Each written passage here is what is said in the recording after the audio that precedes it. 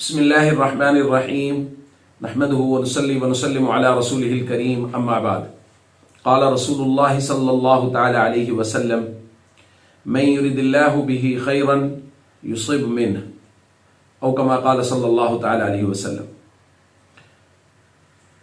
मुआशरे में कुछ चीज़ें ऐसी हैं जिसको हमारा मुआशरा बुरा समझता है कि ये चीज़ें अजाब हैं, बुराई हैं और अल्लाह की तरफ से को गुस्सा है, उसकी अलामत है।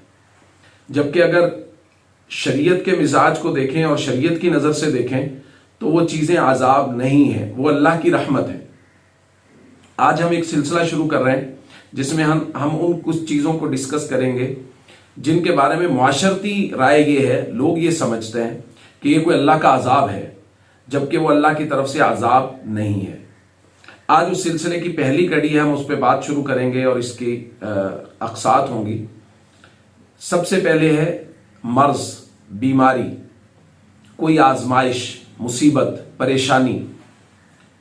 अगर कोई शख्स बीमार हो गया है, और बाज़ लोग ऐसे हैं हमारे मुआशरे में देखा गया कि लोग बीमार हैं और शदीद बीमार हो गए और उसी बीमारी को काट काट के वो आखिरकार वफात पा गए।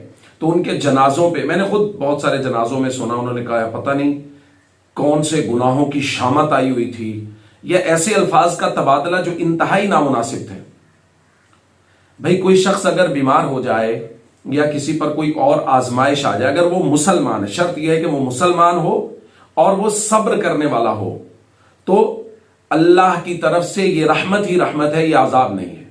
नबी करीम सल्लल्लाहु अलैहि वसल्लम की हदीस हुजूर ने फरमाया, अल्लाह जिस शख्स के साथ खैर और भलाई का इरादा करते हैं, अल्लाह रब्बुल इज्जत उसी को ही किसी मुसीबत में मुब्तला करते हैं, यानी वो किसी ना किसी आजमाइश में मुब्तला हो जाता है।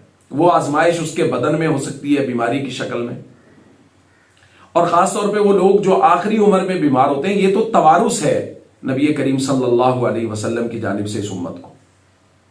और मैं बड़ी बुनियादी बात करने लगा हूं इस मौजू के हवाले से कि बुनियादी बात यह है कि वो चीज या वो कोई भी किसी किस्म की कोई आजमाइश जो हमारे आका हजरत मोहम्मद करीम सल्लल्लाहु अलैहि वसल्लम पर आई है, याद रखिए वो कभी भी खुदा न खासा उसमें करोड़वां पहलू भी अजाब का नहीं हो सकता। अजाब का पहलू ऐसी चीज में कतअन नहीं हो सकता, ऐसी आजमाइश जो हमारे नबी सल्लल्लाहु अलैहि वसल्लम पर आजमाइश आई हो। और बीमारी, मर्ज, वो हमारे नबी सल्लल्लाहु अलैहि वसल्लम पर बार बार आई, और यानी ऐसे आई कि हजरत इब्ने मसूद फरमाते, मैं हुजूर की खिदमत में हाजिर हुआ तो मसस्तु यदहू, मैंने हुजूर अलैहिस्सलातु वस्सलाम के हाथ पर हाथ रखा तो हाथ शदीद गर्म था कि मैंने फौरन हाथ उठाया और मैंने अर्ज किया, या रसूल अल्लाह आपको तो बुखार है। तो हुजूर ने पता क्या फरमाया? हुजूर ने फरमाया, इन्नी लऊअकु कमा युअकु रजुलानि मिनकुम, मुझे इतना बुखार होता है जितना तुम में से दो लोगों को मिला के बुखार होता है। यानी अगर हमारा नॉर्मल टेम्परेचर जो है वो 99 है और 100 से हमें बुखार शुरू होता है तो 105 तक बुखार चला जाता है बहुत सारे लोगों का। तो नबी पाक सल्लल्लाहु अलैहि वसल्लम को 110 तक बसा औकात बुखार होता था। अगर खुदा न खास्ता बीमारी, अजाब होती तो एक लम्हे के लिए सोचिए कि क्या नबी पाक सल्लल्लाहु अलैहि वसल्लम को भी बीमारी हो सकती है।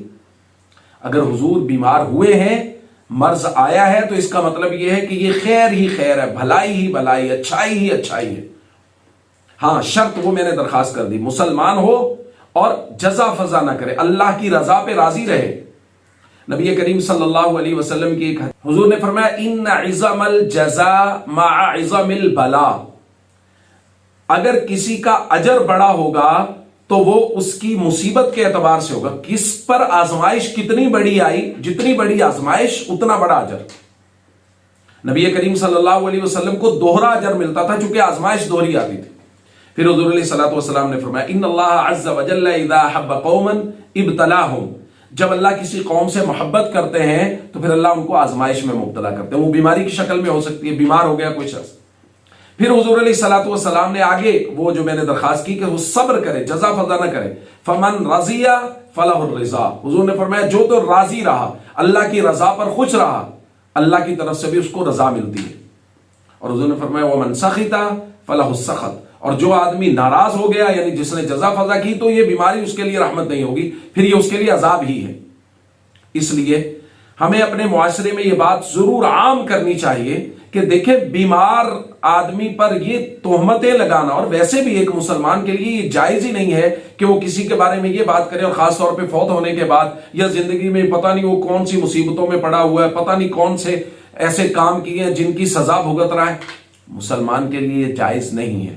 اس لیے اگر کسی بھی شخص کے بارے میں پتہ چلے کہ وہ بیمار ہوا ہے تو قطعاً نیگیٹو کمنٹ نہ کریں کہ جی وہ ساری زندگی کیا کیا ہے، یہی کچھ تو بھرنا ہے۔ نہیں بھائی، یہ اللہ کے نبی صلی اللہ علیہ وسلم کو مرض آیا ہے، اس مرض کے بارے میں قطعاً یہ نہیں سوچا جا سکتا کہ مرض جو ہے وہ اللہ کی طرف سے عذاب ہوگا، یہ اللہ کی طرف سے رحمت ہی ہے۔ بس شرط یہ ہے کہ جس کو مرض آیا ہے وہ مسلمان ہو اور وہ صبر کرے، اللہ کی رضا پہ راضی رہے۔ جب وہ اللہ کی رضا پہ راضی رہے گا تو قیامت کے دن اس کے درجات بہت بڑے ہوں گے۔ وآخر دعوانا ان الحمدللہ رب العالمین۔ Allah